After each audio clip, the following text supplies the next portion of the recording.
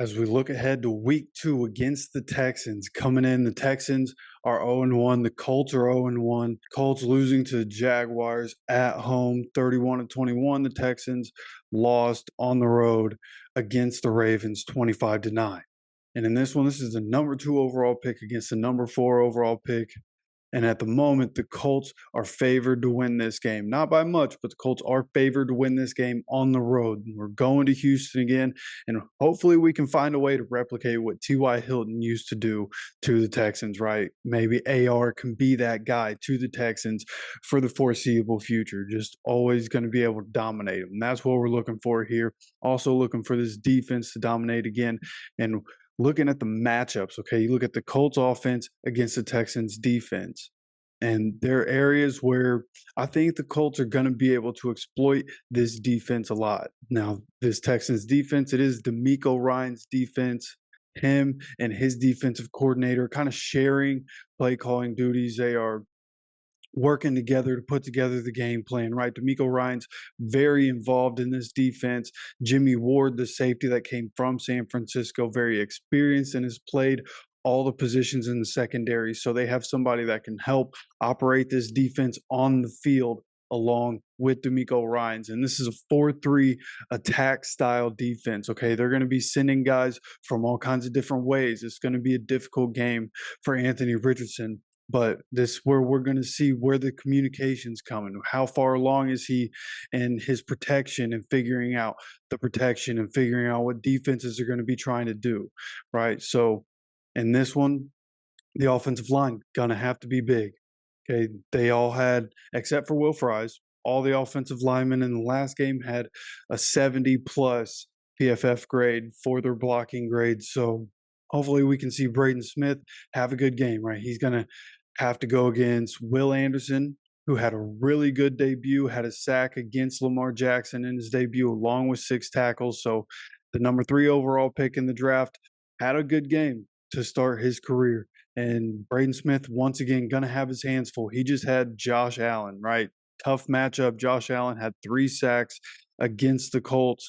And coming into this one, Braden Smith going to have to be better against his matchup. But overall, I think the Texans, even though, yeah, they're better than they were last year, they don't have enough talent on that defense to make me think that they're going to be able to stop what we can do. And the reason I say that is because if you look at what the Ravens did to the Texans, they abused them out of the slot. They didn't really throw to the outside. It was Zay Flowers in his NFL debut that had a big day, had like 10 targets, right? And the next closest in targets on the entire team was Odell Beckham Jr.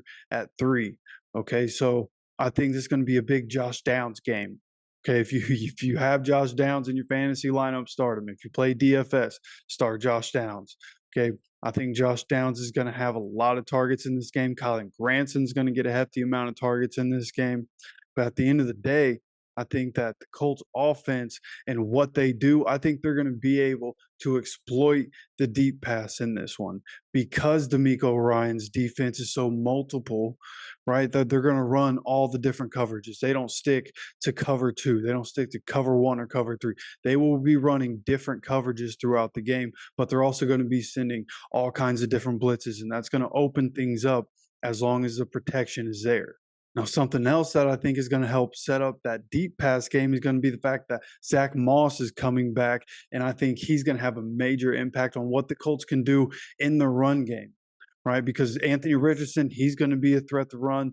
The Texans know they're going to have to watch Anthony Richardson and have him set as a threat to run. So having Zach Moss back and what he can do compared to Deion Jackson and Jake Funk, we had guys, if you look at the tape, there are guys that were missing wide open holes, like not cutting it back, running straight into the backs of offensive linemen. Like, you can't be doing that. And Zach Moss is just better.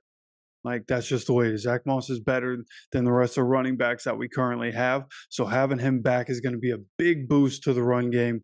And the Texans' run defense wasn't great in week 1. So there are going to be opportunities for Colts not only to run the ball, but then to start hitting those play actions and for those RPO reads to become more open where they need to.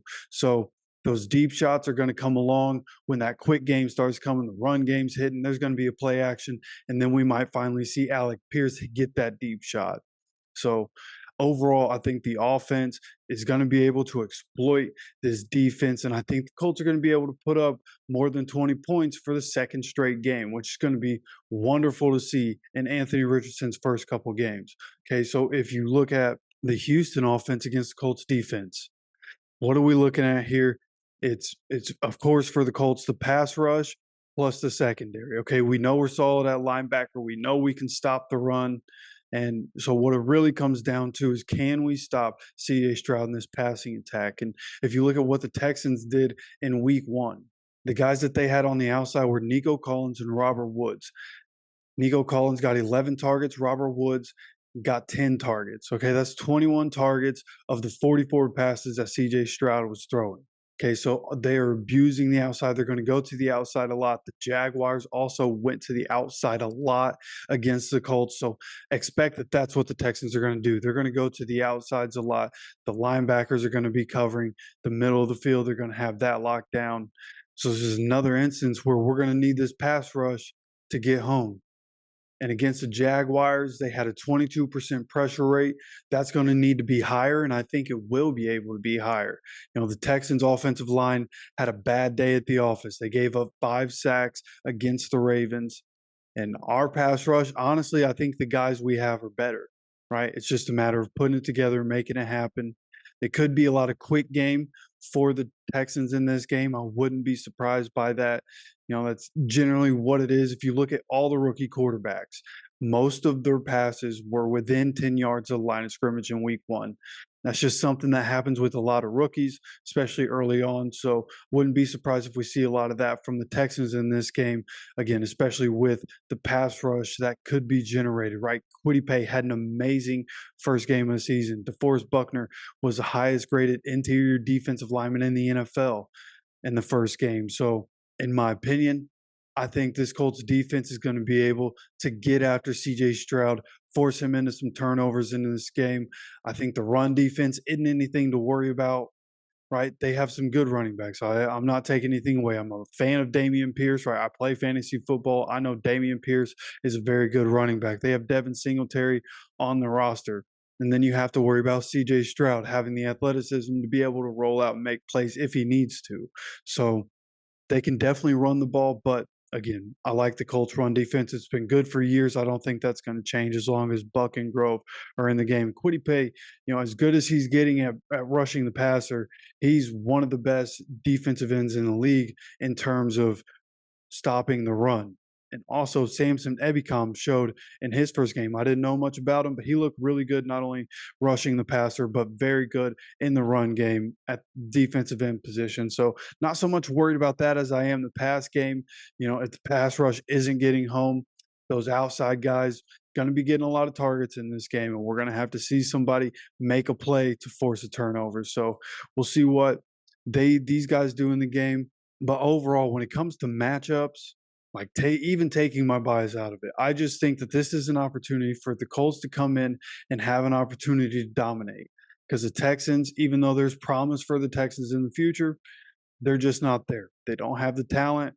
And I just think the Colts do have the talent, right? Michael Pittman Jr., Alec Pierce, if he can get loose for a deep shot, Josh Downs, Zach Moss coming back is a huge factor for the Colts offense this week. And then on the defensive side of the ball, we just saw the defense have an amazing game against the Jaguars. They just let it go late, right? If they can play 60 minutes, there's a big opportunity for them to come away with a huge game, maybe even hold the Texans under 10 points again.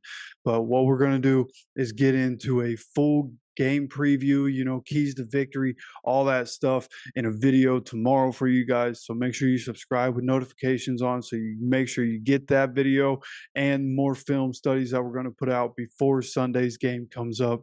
But until next time, as always, take care of yourself, take care of each other, and go Colts.